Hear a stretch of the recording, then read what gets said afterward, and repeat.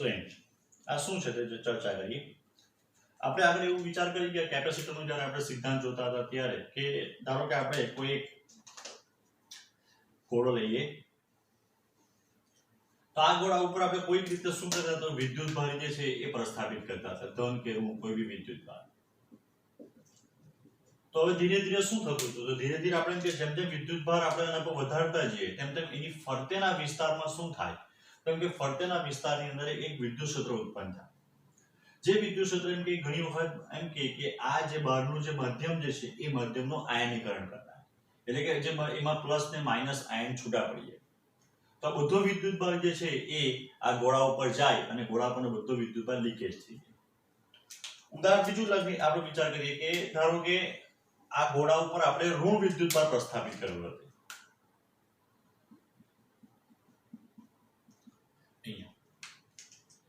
તો જેવું આપણે એમ કે ઘણો બધો વિદ્યુત ક્ષેત્ર ઉત્પન્ન થાય એટલે બધો ઋણ વિદ્યુત એ ઇલેક્ટ્રોન જે છે એ હવામાં માધ્યમમાં જતો રહે, જે આપણે સ્પાર્ક થયો એમ કહેવાય, ડિસ્ચાર્જ થઈ જાય બધો વિદ્યુત ભાર। ઘણી વખત એવું બી બને કે ડાઇલેક્ટ્રિક પદાર્થ જે છે એ ડાઇલેક્ટ્રિક પદાર્થને ઊંચા વિદ્યુત ક્ષેત્રમાં મૂકવામાં આવે તો ડાઇલેક્ટ્રિક પદાર્થમાં શું થાય, તેમ કે એ ઊંચા વિદ્યુત ક્ષેત્ર એટલે F = QE જેટલું બળ લાગે। ડાઇલેક્ટ્રિક પદાર્થ બેઝિકલી આપણે કે અવાહક પદાર્થ છે કે જેના આપણે કહેવાય કે પરમાણુ ન્યુક્લિયસની ફરતેના ઇલેક્ટ્રોન જે છે એ ઇલેક્ટ્રોન અહીંયા એટેચ થયેલા હોય, પણ આ વિદ્યુત ક્ષેત્ર એટલું પ્રબળ થઈ જાય કે જેને લીધે બળ એટલું બળ લાગે કે આ ઇલેક્ટ્રોન જે છે એ મુક્ત થઈ જાય। એટલે એ જો મુક્ત ઇલેક્ટ્રોન થાય તો હવે આ પદાર્થ જે છે તે વાહક તરીકે વર્તન કરવા માંડે, આ બધો વિદ્યુત ભાર જે છે ડિસ્ચાર્જ થાય, ઇલેક્ટ્રોન જતા રહે, તો આને ડાઇલેક્ટ્રિક બ્રેકડાઉન બેલ કહેવાય, અહીંથી વિદ્યુત ભાર બધો જે છે લીકેજ થઈ ગયો। તો જે ડાઇલેક્ટ્રિક સ્ટ્રેન્થ એટલે શું, તો ડાઇલેક્ટ્રિક સ્ટ્રેન્થ એટલે જે મહત્તમ વિદ્યુત ભાર સુધી, ઉદાહરણ તરીકે આપણે ધારો કે ડાઇલેક્ટ્રિક પદાર્થ મૂકેલો છે, 100 વોલ્ટનું વિદ્યુત સ્થિતિમાન લાગુ પાડ્યું આપણે એના ઉપર વોલ્ટ પર મીટર જેટલું, છતાં આમાંથી વિદ્યુત ભાર બહાર આવ્યો નથી। જેવો આપણે એમ કે 101 100 પોઈન્ટ સમથિંગ કરીએ એટલામાંથી વિદ્યુત ભાર આપણે કે ડિસ્ચાર્જ થઈ જાય અહીંયા। તો 100 વોલ્ટ પ્રતિ મીટર જે આપણે કે મહત્તમ એવું વિદ્યુત ક્ષેત્ર હતું જે લાગુ પાડવા છતાં પણ આની અંદર જો એમ કે ઇલેક્ટ્રોન અથવા વિદ્યુત ભાર જે છે તે મુક્ત થયો નથી। તો આ જે વિદ્યુત ક્ષેત્રનું મૂલ્ય આવે, મહત્તમ વિદ્યુત ક્ષેત્રનું મૂલ્ય, એને તે પદાર્થની ડાઇલેક્ટ્રિક સ્ટ્રેન્થ કહેવાય। કેટલાક ડાઇલેક્ટ્રિક પદાર્થની જે સ્ટ્રેન્થ છે એ અહીંયા તમને દેખાય છે, એનો ડાઇલેક્ટ્રિક અચળાંક પણ મૂકેલો છે અને એનો અહીંયા આપણે તમે જુઓ તો ડાઇલેક્ટ્રિક સ્ટ્રેન્થ પણ તમને મૂકેલી છે। ડાઇલેક્ટ્રિક સ્ટ્રેન્થ જે છે એનો જે એકમ જે આવે, કારણ કે આપણે વાત કરી કે એક પ્રકારનું વિદ્યુત ક્ષેત્ર છે એટલે એનો એકમ જે આવે SI એકમ એ વોલ્ટ પ્રતિ મીટર આવે, પણ ઘણી વખત એનું મૂલ્ય ઘણું બધું વધારે હોવાથી કિલોવોલ્ટ પર મિલીમીટરમાં તમને જોવા મળે, જે તમે અહીંયા જોઈ શકો છો। અહીંયા તમને દેખાય છે કે વેક્યુમ હવા માટે જે છે તે 1 જેવું છે અને એની ડાઇલેક્ટ્રિક સ્ટ્રેન્થ ઇન્ફિનિટી છે, બરાબર છે। ત્યાર પછી વોટર, પાણી માટે એનું 81 છે, ડાઇલેક્ટ્રિક સ્ટ્રેન્થ નથી એની। પેપર તો તમે 3.514, માઇકા 5.4 અને એની ડાઇલેક્ટ્રિક સ્ટ્રેન્થ છે 160 into 10 આપણે 160 કિલોવોલ્ટ પર મિલીમીટર જે છે એની ડાઇલેક્ટ્રિક સ્ટ્રેન્થ આપણને જોવા મળે છે। એટલે ડાઇલેક્ટ્રિક સ્ટ્રેન્થ એટલે શું છે, તો ડાઇલેક્ટ્રિક સ્ટ્રેન્થ એટલે એક પ્રકારનું વિદ્યુત ક્ષેત્ર જે ડાઇલેક્ટ્રિક પદાર્થમાં રહેલા વિદ્યુત ભારને બહાર ખેંચી કાઢે। જો ડાઇલેક્ટ્રિક સ્ટ્રેન્થ કરતા વધારે વિદ્યુત ક્ષેત્ર લાગુ પાડો તો એ ડાઇલેક્ટ્રિક પદાર્થ આપણે વાહક તરીકે વર્તન કરવા માંડે, કારણ કે એમાંથી જે ઇલેક્ટ્રોન જે છે એ ઇલેક્ટ્રોન બહાર નીકળી જાય।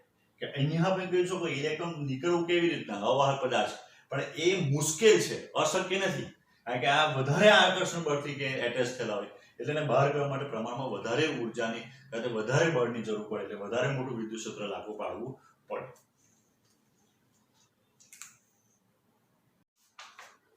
સ્વાધ્યાયનો 33મો દાખલો, 1 કિલોવોલ્ટ જેટલી વોલ્ટિક ક્ષમતા ધરાવતા એક કેપેસિટરની સમાંતર પ્લેટો વચ્ચે જેની ડાઇલેક્ટ્રિક સ્ટ્રેન્થ પરાવૈદ્યુત સામર્થ્ય 10⁷ વોલ્ટ પર મીટર હોય તેવું અવાહક માધ્યમ આવેલું છે। આ કેપેસિટરની પ્લેટો વચ્ચેનું વિદ્યુત ક્ષેત્ર ડાઇલેક્ટ્રિક સ્ટ્રેન્થના 10% થી વધે નહીં એ રીતે આ કેપેસિટરનું કેપેસિટન્સ 50 પીકોફેરાડ જેટલું મેળવવા માટે તેની પ્લેટ વચ્ચે પ્લેટનું ક્ષેત્રફળ ઓછામાં ઓછું કેટલું રાખવું જોઈએ। અહીં આપણને જે વોલ્ટ સ્ટ્રેન્થ આપેલી છે એની કે વોલ્ટેજ જેનો વધી નહીં જવો જોઈએ, વોલ્ટેજ ક્ષમતા 1 કિલોવોલ્ટ એટલે 10⁻³ વોલ્ટ પર મીટર. ઈ મેક્સિમમ વિદ્યુત ક્ષેત્ર જે મહત્તમ કેટલું થવું જોઈએ તો 10% ડાઇલેક્ટ્રિક સ્ટ્રેન્થના, તો 10 મલ્ટીપ્લાઈડ બાય ડાઇલેક્ટ્રિક સ્ટ્રેન્થ કેટલી આપે છે 10⁻⁷ થાય એટલે આ થઈ જવાનું 10⁻⁶ વોલ્ટ પર મીટર. કેપેસિટન્સ આપણને આપ્યું છે 50 પીકોફેરાડ, 50 × 10⁻12 ફેરાડ. તો આપણું જે કેપેસિટરનું સૂત્ર જે છે એ કેપેસિટન્સ C બરાબર ε0A/d. પણ ડાઇલેક્ટ્રિક વાળું છે એટલે કે આવવાનું અહીંયા. જો હવે આપણી પાસે બધું જ છે અહીંયા.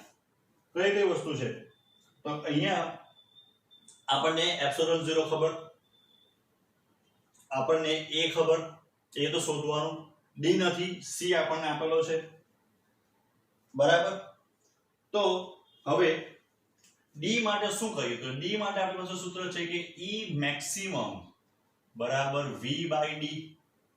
કારણ કે E બરાબર V/d સૂત્ર છે તો D બરાબર V ના છેદમાં E maximum. તો V બરાબર આપણને કેટલું છે તો V બરાબર 10⁻³ E maximum 10⁻⁶ એટલે આ 10⁻³ મીટર એટલે કે 1 મિલીમીટર થઈ ગયું. D મળી ગયો. તો therefore આપણે A મિનિમમ ગણીએ તો A minimum is equal to C into D upon K epsilon 0. અહીંયા તો C જે આપણને આપેલો છે એ 50 પીકોફેરાડ છે એટલે 50 into 10⁻⁻12.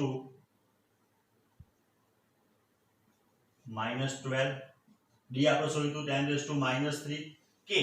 તો K ની વેલ્યુ જે છે K ની વેલ્યુ 3 છે અહીંયા. જો ન આપેલું હોય રકમની અંદર કોઈ બુકમાં કદાચ તો તમારે જે છે એ એડ કરી દેવાનું છે રકમની અંદર, કારણ કે K બરાબર જે છે એ K બરાબર 3 છે. જે આપણને ડાઇલેક્ટ્રિક માધ્યમ આપેલું છે એ ડાઇલેક્ટ્રિકનો અચળાંક જે છે, ડાઇલેક્ટ્રિક અચળાંક એ K = 3 છે. એટલે 3 ε0 એટલે 8.85 10⁻⁻12. તો આનો જે આન્સર આવશે એ મિનિમમ, તો એ મિનિમમ ઇઝ ઇક્વલ્સ ટુ જે આપણને મળશે એ 18.33 into 10⁻⁴ મીટર સ્ક્વેર. એટલે આશરે એની ગણતરી કરીએ આપણે તો 18.33 સેન્ટીમીટર સ્ક્વેર. આટલું આપણને શું મળે તો ક્ષેત્રફળ રાખવાથી જે આપણને જોઈતું છે એ પ્રકારનું કેપેસિટર મળી જાય. સ્વાધ્યાયનો 32મો દાખલો. 15 સેન્ટીમીટર લંબાઈ ધરાવતા એક નળાકારીય કેપેસિટરમાં અંદરના અને બહારની સમઅક્ષીય નળાકાર કવચોની ત્રિજ્યા અનુક્રમે 1.4 સેન્ટીમીટર અને 1.5 સેન્ટીમીટર છે. તેના અંદરના કવચને 3.5 માઇક્રોકુલમ વિદ્યુતભાર આપી બહારના કવચનું અર્થિંગ કરવામાં આવે છે. તો આ તંત્રનું કેપેસિટન્સ તથા અંદરના કવચ પરનું સ્થિતિમાન શોધો. છેડાઓને આગળ વિદ્યુત ક્ષેત્ર રેખાઓના વળાંકની ઉદ્ભવતી અસરો અવગણો. અહીં આપણને જે રીતની વેલ્યુ આપેલી છે એ અંદરની ત્રિજ્યા 1.4 સેન્ટીમીટર, B 1.5 સેન્ટીમીટર અને L એની લંબાઈ. બહારની જે છે તેને આપણને ગ્રાઉન્ડ કરવા કીધેલું છે ને અંદર વિદ્યુત ભાર છે. તો નળાકાર કેપેસિટરનું કેપેસિટન્સનું સૂત્ર કયું આવશે તો નળાકાર કેપેસિટર ના કેપેસિટન્સ C બરાબર કયું સૂત્ર છે 2πε0L ln B/A. તો therefore C બરાબર શું કરીએ તો L 1/2πε0 ln B/A. C બરાબર L 2/4 અથવા આમ લખીએ 2 × 1/4πε0 ln B/A. બે વડે ગુણ્યું, બે વડે ભાગ્યું, તો 1/4πε0 એટલે તો કોણ થઈ ગયું K થઈ ગયો આપણો. તો હવે બધી વેલ્યુ મૂકીએ તો c બરાબર l, તો 15 into 10 raised to -2 એને મીટરમાં કન્વર્ટ કરવું જરૂરી છે. આને કેમ મીટરમાં કન્વર્ટ કરવાની જરૂર નથી? કારણ કે એનો ગુણોત્તર લેવાનો છે. આ 2 9 into 10 raised to 9 k ની value multiplied by ln 1.5 divided by 1.4. तो c बराबर 15 into 10 raised to -2 2 into 9 into 10 raised to 9 ln આ બેનો ગુણોત્તર કેટલો આવશે? તો આ બેનો ગુણોત્તર આપણને મળશે 1.0714. तो therefore c बराबर 15 into 10 raised to -2 2 9 into 10 raised to 9 2.303 सादा log में करવો પડશે ln માંથી log 1.0714. c बराबर 15 into 10 raised to -2 2 into 9 into 10 raised to 9 into 2.303. હવે આ log નો log જોઈએ તો 0. તો એનો જે આપણને log મળવાનો છે એ log છે 0.0298 0.0298 અને આનો જે આન્સર આવશે c બરાબર, તો c બરાબર એનું ગણતરી કરીએ તો 1.214 into 10 raised to -10 ફેરાડ આટલું આપણને મળે. હવે આપણને શું પૂછેલું છે? તો હવે આપણને પૂછેલું છે કે અંદરનાનું વિદ્યુત સ્થિતિમાન. તો અંદરનાનું વિદ્યુત સ્થિતિમાન તો v બરાબર સૂત્ર કયું આવશે? તો v બરાબર સૂત્ર કયું થવાનું? આપણે તો c બરાબર કયું સૂત્ર છે? q by v. તો v બરાબર થવાનું q by c. q કેટલો આપણને આપેલો છે? તો q જે આપણને આપેલો છે એ q બરાબર 3.5 into 10 raised to -6 કુલમ. તો 3.5 into 10 raised to -6 coulomb.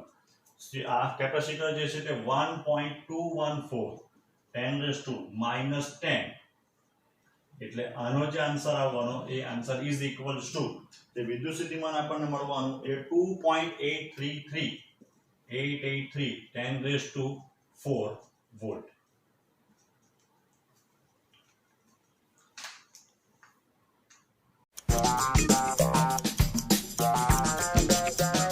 Welcome to the Museum of Science and Energy. My name's Miss Wright, and we're very glad to have you here today. We love to invite people into our auditorium to try out the Van de Graaff generator. If you're not real familiar with Van de Graaffs, they produce static electricity. They do a little bit something unusual to your appearance when you try them out.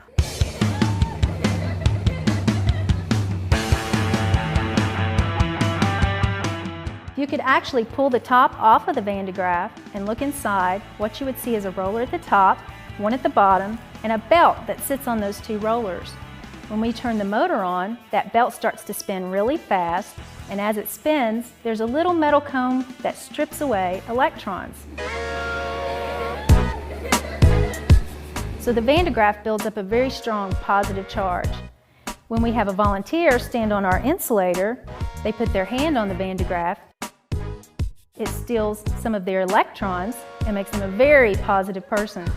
All of those positive charges build up in their hair and they start to repel, similar to magnets. It was very shocking and weird. I've never felt anything like it before, and you should come out to AMZ to try it.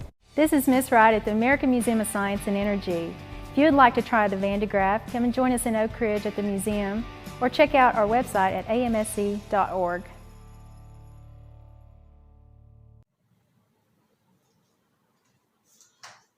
જોયો video આની આગળનો? તમને થોડું surprise લાગ્યું હશે, થોડું funny લાગ્યું હશે, પણ એ શું છે? તો એ જે મશીન હતું કે અથવા જે ઇન્સ્ટ્રુમેન્ટ જે હતું એ બહુ મોટા ઇન્સ્ટ્રુમેન્ટનું મોડેલ છે, વાન ધ ગ્રાફ જનરેટર. જે તમે વિડીયોમાં નામ સાંભળ્યું હશે. વાન ધ ગ્રાફ જનરેટર શું છે? તો ઘણી વખત આપણને એવું બને કે ખૂબ ઊંચા વિદ્યુત સ્થિતિમાનના તફાવતની જરૂર પડે આપણે એક્સરે માટે, અથવા ઘણી વખત આયન ઇમ્પ્લાન્ટેશન માટે, કે ઘણા બધા એવી ઘણી બધી સાયન્ટિફિક ઘટનાઓ છે અથવા એવા આપણે પ્રોજેક્ટ્સ માટે કે પ્રયોગ માટે ઘણા ઊંચા વિદ્યુત સ્થિતિમાનની જરૂર પડે. તો એ વધુ ઊંચું સ્થિતિમાન આપણે વાન ધ ગ્રાફ જનરેટરની મદદથી મેળવી શકીએ. સૌથી પહેલાં આપણે એનો સિદ્ધાંત જોવાના છે, ત્યાર પછી એની રચના અને કાર્યપદ્ધતિ તો સિદ્ધાંત જે છે વાન ડેર ગ્રાફ જનરેટરનો, અથવા એને એમ બી કહી શકાય બે સમકેન્દ્રીય ગોળાકાર કવચની સંયુક્ત અસર વિદ્યુતભારિત. એટલે આપણી પાસે બે ગોળા છે પોલા, જેને આપણે કવચ કહેવાય.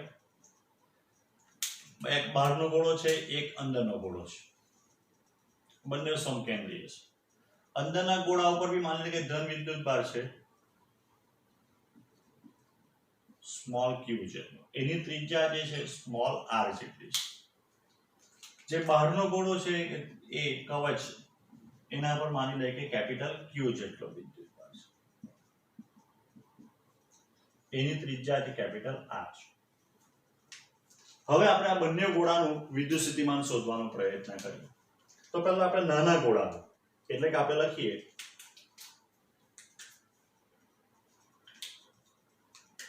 સ્મોલ આર ત્રિજ્યા ધરાવતી કવચની સપાટી પર વિદ્યુત સ્થિતિમાન, જો એને આપણે ધારો કે સ્મોલ વી સ્મોલ આર કહીએ. તો જો આ જે કવચ છે એ કવચના પર કેટલો છે સ્મોલ ક્યુ વિદ્યુતભાર છે. એ બધો જાણે કે અહીંયા કેન્દ્રિત થયેલો ભાર છે, આપણે આગળ ચર્ચા કરી ગયા. તો સ્મોલ ક્યુ જેટલા વિદ્યુતભારથી આર અંતરે વિદ્યુત સ્થિતિમાન શોધવું હોય તો કે ક્યુ અપોન આર પ્લસ નાનો કવચ જે છે એ મોટા કવચની અંદરના ભાગમાં છે. તો ગોળાના અંદરના ભાગમાં વિદ્યુત ક્ષેત્ર 0 હોય, પણ વિદ્યુત સ્થિતિમાન જે છે તે અચળ હોય, કારણ કે E બરાબર આપણે ભણી ગયા minus dV by dr is equals to 0 હોય. E અંદરના ભાગમાં વિદ્યુત ક્ષેત્ર કવચના અંદરના ભાગમાં, તો E જો 0 હોય તો V કેવું થાય? અચળ થાય. ને એ અચળ વિદ્યુત સ્થિતિમાન કેટલું આવે? તો જેટલું એની સપાટી ઉપર હોય એટલું. કેટલું આવે? તો V બરાબર KQ અપોન કેપિટલ R. એ જ પ્રમાણે કેપિટલ R ત્રિજ્યા ધરાવતા કવચની સપાટી પર વિદ્યુત સ્થિતિમાન કેપિટલ VR.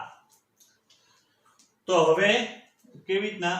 તો આ જે વિદ્યુતભાર જે છે સ્મોલ ક્યુ એ અહીંયા અંદર સંકલિત થયેલો છે, એનાથી કેટલા અંતરે? કેપિટલ R અંતરે. એટલે સ્મોલ કે સ્મોલ ક્યુ અપોન કેપિટલ R બરાબર. જોજો આ ક્યુ જેટલો વિદ્યુતભાર અહીંયા છે, એની થી આની સપાટી બહારના ગોળાની સપાટી ઉપર, એટલે એનું અંતર કેટલું થવાનું? Capital R. એટલે KQ અપોન R માં R કેટલો આવશે? કેપિટલ R જેટલો. ને આનો પર કેટલો છે? Q જેટલો વિદ્યુતભાર. તો Q જેટલો વિદ્યુતભાર જે છે એ Q જેટલા વિદ્યુતભાર માની કે અહીંયા સંકલિત થયેલો હોય, તો એનાથી બી કેટલા અંતરે? કેપિટલ R અંતરે. તો KQ અપોન કેપિટલ R. તો હવે આપણે એમ કહી શકાય કે જો આપણે VR માઈનસ કેપિટલ VR કરીએ,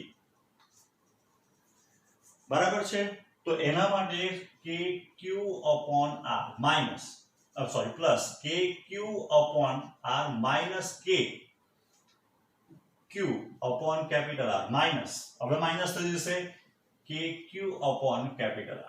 તો is equals two KQ upon R minus KQ upon small r. તો એ જે આપણને તફાવત મળવાનો VR minus capital VR KQ upon 1 upon R minus 1 upon R. આપણે એવું લીધેલું છે કે જો R less than capital R હોય તો 1 upon R greater than 1 upon capital R થાય.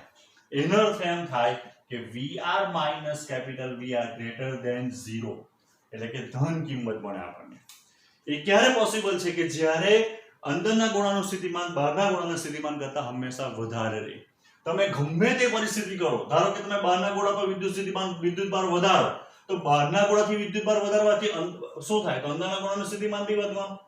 તમે અંદરના ગોળાનું સ્થિતિમાન વિદ્યુતભાર વધારો તો બી અંદરના ગોળાનું વિદ્યુત સ્થિતિમાન વધવાનું. ગમે તે કરો, કોઈ પણ પરિસ્થિતિમાં શું થાય? તો કોઈ પણ પરિસ્થિતિની અંદર જેમ કે VR માઈનસ કેપિટલ VR, એટલે કે અંદરના ગોળાનું વિદ્યુત સ્થિતિમાન બહારના ગોળાના વિદ્યુત સ્થિતિમાન કરતા હંમેશા કેવું મળે? તો વધારે જ મળે. એનો અર્થ હવે એમ થાય કે આપણે ભણી ચૂક્યા છે, વારંવાર એવું કીધું છે કે વિદ્યુતભાર કઈ દિશામાં ગતિ કરે, કઈ જગ્યાએ જાય? જો વિદ્યુતભાર એમ કહી શકાય કે હંમેશા વધારે સ્થિતિમાનથી ઓછા સ્થિતિમાન તરફ જાય. એટલે જો આ બેની વચ્ચે જો આપણે કોઈક રીતે વાહક તાર મૂકી દઈએ બરાબર છે. તો આ અંદરના ગોળા પરનો જે વિદ્યુત ભાર જે છે એ ઓટોમેટિક આપોઆપ જે છે એ બહારના ગોળા ઉપર જતો રહેશે. કેમ કે જેથી, કારણ કે એનું કારણ છે કે અંદરના ગોળાનું વિદ્યુત સ્થિતિમાન, અંદરના કવચનું વિદ્યુત સ્થિતિમાન વધારે છે. એ ભલે બહાર ટ્રાન્સફર થાય તો બી એ બહારનો વિદ્યુત ભાર વધવાથી અંદરના ગોળાનું વિદ્યુત સ્થિતિમાન બી વધે. એટલે ગમે એટલો વિદ્યુત ભાર તમે હવે અંદરના કવચ પર મૂકો અને બે કવચને જો સુવાહક તારથી કે સુવાહક રીતે કોઈ રીતે જોડી દેવ તો બધો વિદ્યુત ભાર જે છે તે બહારના ગોળા ઉપર શું થાય? ટ્રાન્સફર થાય. તો આ એક સિદ્ધાંત છે જેના પર વાન ધ ગ્રાફ જનરેટર જે છે એ કાર્ય કરે. આપણી બુકની અંદર આ જે આપણે ચર્ચા કરી એ જે વસ્તુ જે છે એ વસ્તુ આપણને એક દાખલા સ્વરૂપે આપેલી છે અને એ દાખલો કયો છે? તો એ દાખલો છે સ્વાધ્યાયનો 36મો દાખલો. R1 અને R2 ગોળા પર, R1 ગોળાવાળા પર Q1 જેટલો વિદ્યુત ભાર, તેની ફરતે આવેલા સમકેન્દ્રીય ગોળાકાર કવચ ઉપર Q2 જેટલો વિદ્યુત ભાર, અત્રે Q1 ધન હોય ત્યારે ગોળાને કવચ સાથે તારી માટે જોડવામાં આવે તો સાબિત કરો કે Q2 વિદ્યુત ભાર ગમે તે હોય, વિદ્યુત ભારનું વહન ગોળાથી કવચ તરફ જ જશે.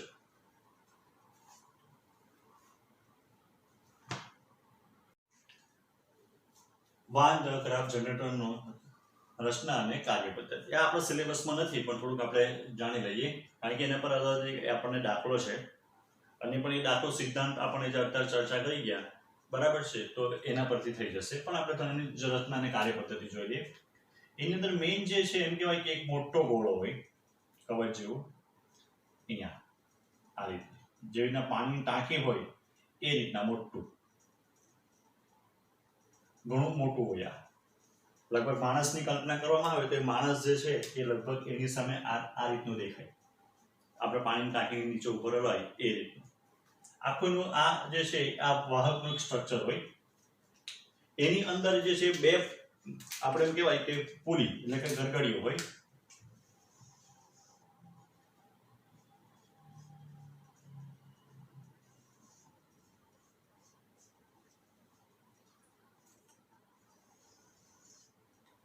આ બંને પુલીને એકબીજા સાથે જે છે એમ કહેવાય કે અવાહક બેલ્ટથી જોડેલી હોય.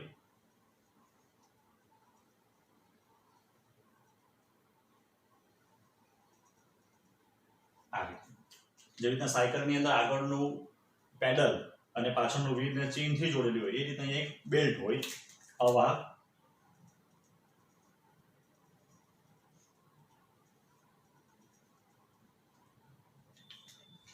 આ જે પુલી જે છે એ પુલીને બીજા એક બેલ્ટની મદદથી અહીંયા વિદ્યુત મોટર હોય જેથી આ ફરે એટલે આ નીચેની પુલી ફરે, એની સાથેનો બેલ્ટ ફરે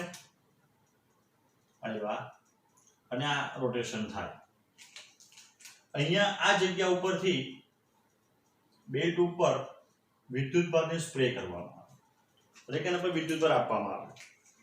હવે જેમ શું થાય કે એ જે આપણે વિદ્યુત ભાર એના ઉપર આપીએ, માને કે ધન વિદ્યુત ભાર આપણે એના પર આપીએ છીએ તો એ બધો ધન વિદ્યુત ભાર આ બેલ્ટ ઉપર આવી જશે. ને આપણે આગળ વાત કરી તેમ આ બેલ્ટ જે છે એ ઉપર નીચે આ રીતના રોટેટ કરતો હોય. હવે જે આગળ આપણે સિદ્ધાંતમાં જોઈએ એ પ્રમાણે આ બહારનું કવચ જે છે, બહારની કવચ આખો જે સ્ટ્રક્ચર છે બહારનું કવચ તરીકે વર્તે અને આ વાહક પુલી જે છે એ અંદરના ગોળા તરીકે, અંદરના કવચ તરીકે વર્તે. એટલે અંદરના કરતા બહારના કરતા અંદરની આ પુલી જે છે, અંદરની પુલી એ નાના ગોળા તરીકે, નાના કવચ તરીકે વર્તે. એટલે બહારના કરતા અંદરનું સ્થિતિમાન વધારે હોય એટલે વિદ્યુત ભાર બહાર જવા પ્રયત્ન તો કરે પણ બેની વચ્ચે કોઈ જાતનું અત્યારે આપણે કહીએ કે જોડાણ નથી. તો અહીંયા જે આ રીતનું દોરું છે એ કાર્બન બ્રશ જેવું હોય આ કે જે આ પુલી સાથે અને બહારના ગોળા સાથે જોડેલું હોય. આ બ્રશ એટલે કેવું હોય કાર્બન બ્રશ કે ધારો કે આપણે સાયકલની અંદર જે બ્રેક મારી તો એ બ્રેક માત્ર ચોંટી જશે એટલે પેલો વ્હીલ આમ ફરી બી શકે અને એ સાથે સંપર્કમાં બી રહી શકે. જો એને એકદમ અહીંયા ફિટ નથી કરી દીધું, જો ફિટ કરે તો જેવું બેલ્ટ ફરે તો તૂટી જાય. એટલે આ માત્રમાં બેલ્ટ સાથે માત્ર ઘસડાય ને આ વાહક પદાર્થ હોય કાર્બન બ્રશ એટલે. તો એટલે શું થશે કે જેમ જેમ હવે નીચેથી આપણે વિદ્યુત ભાર સ્પ્રે કરતા જઈએ તેમ તેમ એ બધો વિદ્યુત ભાર આ બેલ્ટ વાળા ઉપર જાય. જેવો અહીંયા આવે તો અંદરનું સ્થિતિમાન બહારના કરતા વધારે એટલે બધો વિદ્યુત ભાર જે છે ધીરે ધીરે ધીરે બહારના ગોળા ઉપર જવામાં આવે. અહીંયા જેમ જેમ હવે તમે અહીંથી વિદ્યુત ભાર મોકલો તેમ તેમ બધો વિદ્યુત ભાર જે છે એ બહારના ગોળા ઉપર શું થાય? પ્રસ્થાપિત થાય. એટલે હવે અનંત અંતરે કારણ કે એક ગોળો મૂકેલો છે આવો એની સાપેક્ષે આ ગોળાનું સ્થિતિમાન, કારણ કે જેમ જેમ વિદ્યુતભાર વધતું જાય તેમ આ ગોળાનું વિદ્યુત સ્થિતિમાન વધતું જાય, એટલે અનંત અંતરે જે મૂકેલો છે ગોળાની સાપેક્ષે આ જે ગોળો છે બહારનો એનું વિદ્યુત સ્થિતિમાન એટલું બધું અથવા વિદ્યુત સ્થિતિમાન તફાવત વધી જાય, અને ઘણી વખત એ જે છે તે 8 to 9 મિલિયન વોલ્ટ જેટલું મેળવી શકાય. આપણે જે વિડીયોમાં જોયું તેમાં એનું મોડેલ છે, એટલે જ્યારે આપણે છોકરા કે છોકરી જે હતા એ આ રીતના જ્યારે એને સ્પર્શ કરે શું થાય, એટલે જે વિદ્યુતભાર જે છે એ બધો બોડી ઉપર આવે, એ બધો વિદ્યુતભાર બોડી ઉપર આવવાથી હવે શું થાય કે તમે એના માથાના જે વાળ તમે જોતા હતા કે જે છોકરો કે છોકરી જે હતું તે, તો એ છોકરા કે છોકરીના માથાના વાળ ઉપર શું થતું હતું, તો એ બધા વાળ જે છે આ રીતના ઊભા થઈ જતા હતા. કેમ ઊભા થઈ જાય? કારણ કે એ બધો વિદ્યુતભાર જે છે એ અહીંયા ટ્રાન્સફર થાય એના વાળ ઉપર. એટલે જ્યારે શરૂઆતમાં બંને ઉપર વાળ ઉપર વિદ્યુતભાર આવે ત્યારે નજીક નજીક હોય. હવે અપાકર્ષણના લીધે શું થાય કે બંને પર સમાન વિદ્યુતભાર આવવાનો, તો બંને પર સમાન વિદ્યુતભાર જ્યારે આવે ત્યારે બંને એકબીજાથી દૂર જાય અને એકદમ દૂર જવા પ્રયત્ન કરે. હવે જ્યારે આ વાળ જે છે આનાથી દૂર જાય તો આની નજીક આવે એટલે પાછો અપાકર્ષણ લાગે, એટલે બધા વાળ જે છે એકબીજા ઉપર અપાકર્ષણ લાગે. તમે જો બધાના વાળ જે છે આમ ઊભા થઈ જતા, છોકરી જોવો તો છોકરીના વાળ આમ થતા, છોકરાના વાળ જે પોઝિટિવ થઈ જતા હતા, પેલી અંદર બોલતી છે બરાબર. એટલે આ રીતના જે છે એ કાર્ય કરે. આ તો એનું એક્સપેરિમેન્ટનું આપણને એક ફની રૂપ હતું, પણ મેઇન જે છે જે વાન ધ ગ્રાફ જનરેટર જે છે એ વાન ધ ગ્રાફ જનરેટરનો જે મેઇન ઉપયોગ જે છે એ ખૂબ ઊંચું વિદ્યુત સ્થિતિમાનનો તફાવત મેળવવા માટે થાય. પછી ખૂબ ઊંચો વિદ્યુત સ્થિતિમાન તફાવત તમે જુદી જુદી પ્રેક્ટિકલમાં કે અલગ અલગ પ્રોસેસમાં ઉપયોગ કરો એ વાત જુદી છે, પણ એનો મેઇન જે ઉપયોગ જે છે એ મેઇન ઉપયોગ આપણે એમ કહી શકાય કે ખૂબ ઊંચું મિલિયન વોલ્ટ્સ ક્રમનો વિદ્યુત સ્થિતિમાનનો તફાવત આપણે મેળવી શકીએ. આના પછી બીજો એક વિડીયો છે, એ વિડીયોમાં તમને એનિમેશન દ્વારા આખી પ્રોસેસ જે છે એ બતાવવાનો પ્રયત્ન કરેલો છે. Van de Graaff generator. Van de Graaff generator is an electrostatic generator which is capable of producing enormously large static electric potential as high as 20 million volts. It is designed by American physicist Robert J. Van de Graaff. It is based on the principle that if a charged conductor is brought internally in contact with the hollow conductor, all the charges from the inner conductor is transferred to the surface of outer conductor, no matter what amount of charge is already present on outer shell.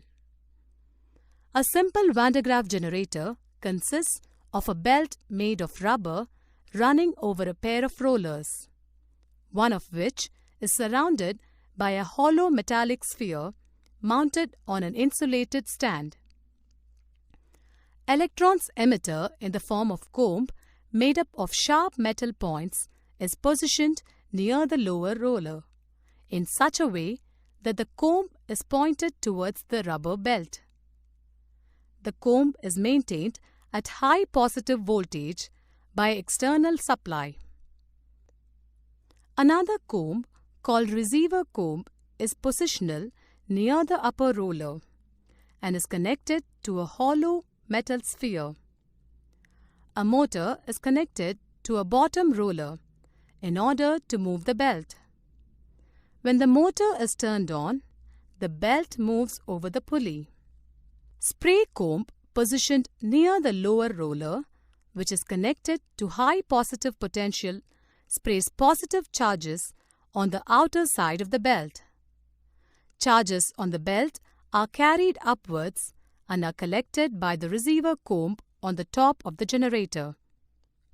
Since the upper comb is connected to hollow conductor, the charge gets transferred to a hollow sphere. Since the belt continuously carries positive charge to the receiver comb, the spherical shell collects enormous amount of charges and develops huge potential. It becomes difficult for the surface to hold more and more charges due to the force of repulsion between the like charges on the dome. When the potential of the spherical shell exceeds the breakdown value of air, air around the sphere gets ionized and leakage of charge takes place from the sphere. Van de Graaff generator produces a beam of high energy particles in the range greater than megavolt. સ્વાધ્યાયનો 35મો દાખલો. એક van the graph જનરેટરના ધાતુના ગોળાકાર કવચ પર 1.5 × 10⁶ volt જેટલું વિદ્યુત સ્થિતિમાન મેળવવું છે. તો આ માટે તેની ત્રિજ્યા ઓછામાં ઓછી કેટલી રાખવી પડે? આસપાસના વાયુના માધ્યમની ડાયલેક્ટ્રિક સ્ટ્રેન્થ 5 × 10⁷ વોલ્ટ પર મીટર છે. કવચની સપાટી પરનું મહત્તમ વિદ્યુત ક્ષેત્ર ડાયલેક્ટ્રિક સ્ટ્રેન્થના 10% જેટલું લો. અહીંયા આપણને એવું કીધેલું છે કે V બરાબર 1.5 × 10⁶ જેટલું વોલ્ટ જેટલું આપણે વિદ્યુત સ્થિતિમાન મેળવવું છે. હવે આપણે જેમ આપણે ત્યાં ચર્ચા કરી ગયા કે જેમ આ જે ગોળા ઉપર વિદ્યુતભાર વધતો જાય તેમ તેમ વિદ્યુત સ્થિતિમાન વધતું જાય. પણ એ ગોળા પરનું વિદ્યુત ક્ષેત્ર બી વધવાનું કે જેથી આજુબાજુમાં રહેલી જે આપણે કે જે માધ્યમ છે એ માધ્યમ પર F = QE જેટલું બળ લાગવાનું. જો વિદ્યુત ક્ષેત્ર ઘણું બધું વધી જાય તો આજુબાજુનું માધ્યમનું આયનીકરણ થઈ જાય અને બધું વિદ્યુતભાર જે છે એમ કહી શકાય કે લીકેજ થઈ જાય. તો એ મેક્સિમમ વિદ્યુત ક્ષેત્ર આપણે જે છે એ કેટલું લાગુ પાડી શકાય? તો ડાયલેક્ટ્રિક સ્ટ્રેન્થ જેટલું. પણ સલામતી કરતા આપણે એના કરતા પણ ઓછું એને એ કેટલું આપણને આપે છે? માત્ર 10% જેટલું.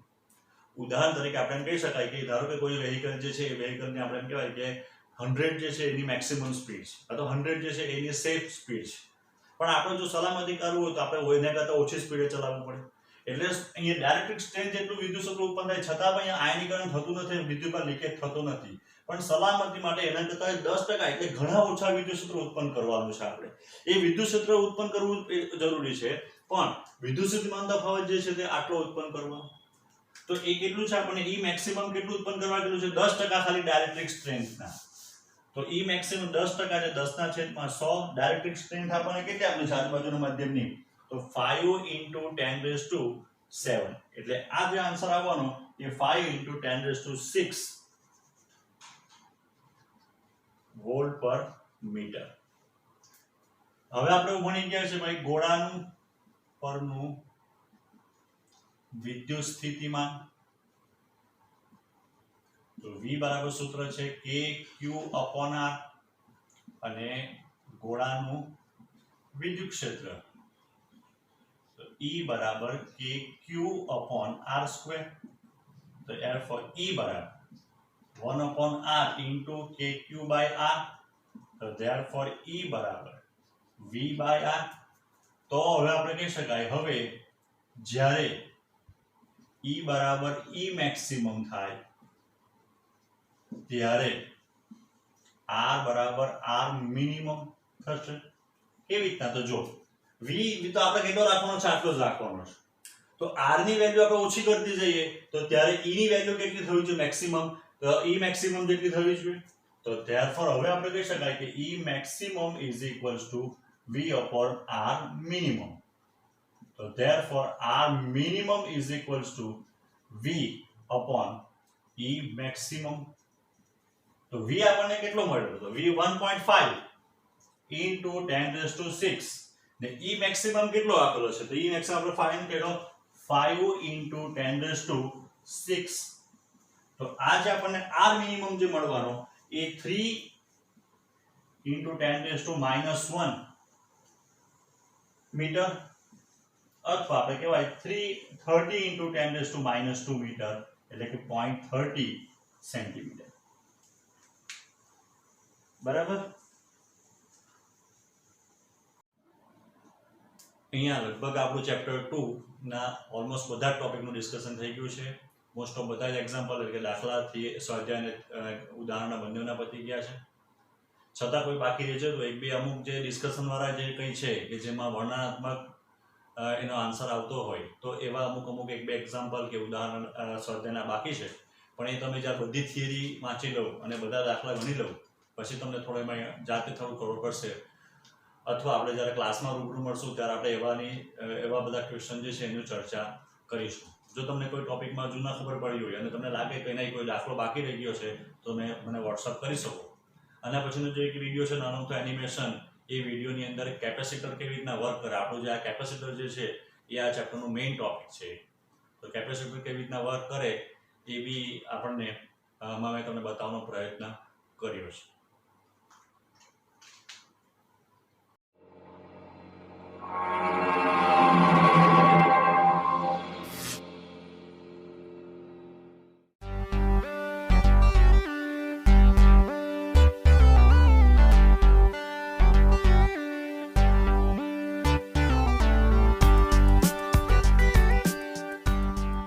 A capacitor is similar to a battery in that both store electrical energy, but a capacitor is a much simpler device that can't produce new electrons. It only stores them. However, capacitors can do things a battery can't, as we will show here.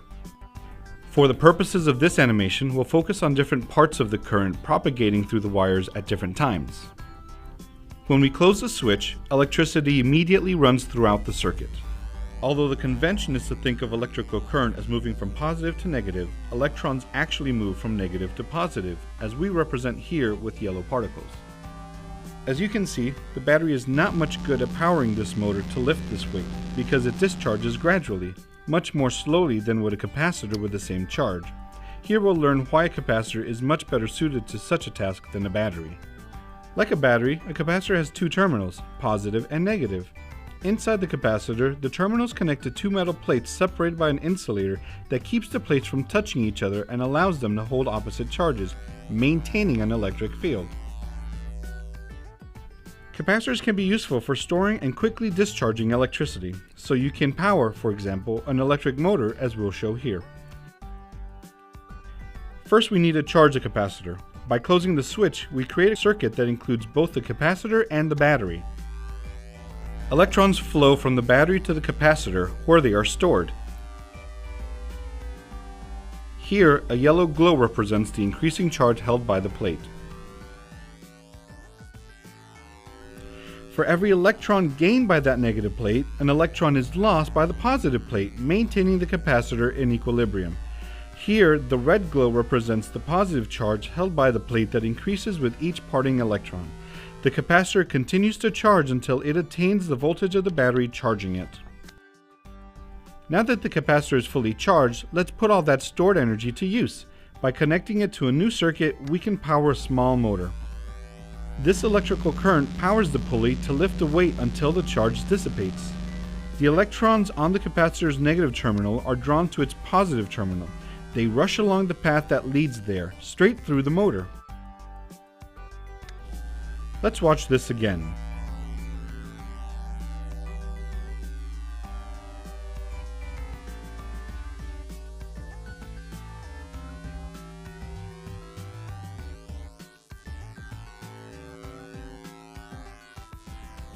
Even though the battery and the capacitor attempted this task with the same amount of charge, only the capacitor successfully powers the motor lifting the weight, because it discharges much more quickly. This feature makes capacitors useful for powering things that need a quick surge of energy, such as flash bulbs and cameras, and starter motors and audio amplifiers in your car.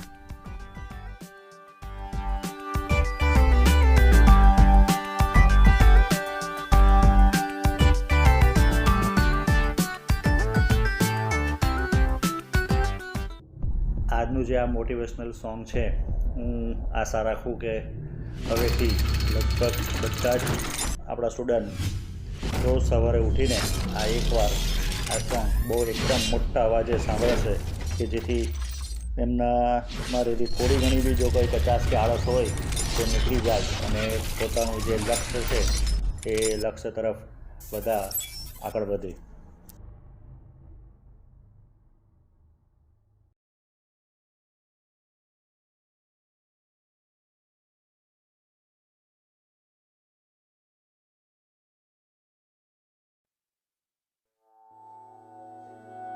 इस दुनिया में ना तो कुछ मुश्किल होता है ना ही आसान होता है. सारा खेल मानने का है. जो मानता है कि उसके लिए मुश्किल है तो उसके लिए मुश्किल है, और जो मान लेता है कि मेरे लिए आसान है तो उसके लिए सब आसान है.